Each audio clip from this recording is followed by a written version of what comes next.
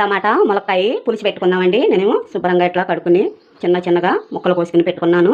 ములక్కాయలు అండి 2 కాయలు తీసుకున్నాను నేను. చాలా బాగుంటుందండి, బోలంత అన్నం కలిసిద్ది. దానికి సంబంధించినవి అండి నేను వేసేటప్పుడు అన్నీ కూడా చెబుతా వేస్తానండి.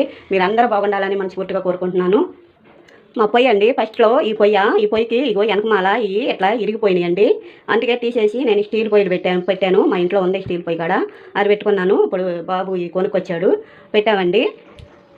మీకు ఈ పొయ్యి నచ్చిందో ఆ పొయ్యి నచ్చిందో కామెంట్లో పెట్టండి.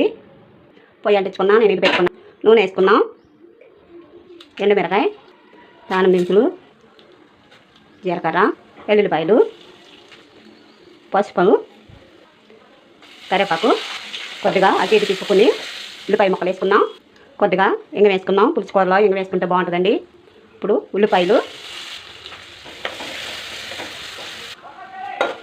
వేగనియండి. ఉల్లిపాయలు ఇప్పుడు టమాటాలు ములక్కాయలు వేసుకున్నాం.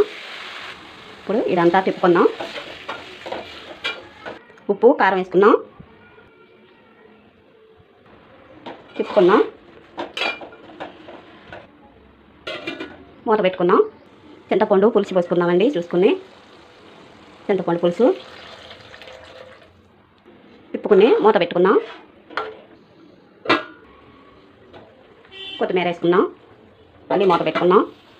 చూద్దామండి, ఉడికిందండి. కొంచెం మసాలా వేసుకున్నాము. మసాలా దించుకున్నాం. కొద్దిగా కొత్తిమీర వేసుకున్నాం. ఇప్పుడు నేను అన్నం తింటానండి. చాలా బాగుంటుందండి ఇలా.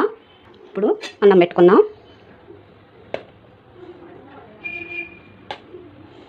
వేడి అన్నము, వేడి కూర అండి. చాలా సూపర్గా ఉంటుందండి ఇలా. చాలా బాగుంటుంది, సూపర్గా ఉంటుందండి. మీకు నచ్చితే లైక్ చేయండి, సబ్స్క్రైబ్ చేసుకోండి ఫ్రెండ్స్. సూపర్గా ఉంటుందండి ఇలా.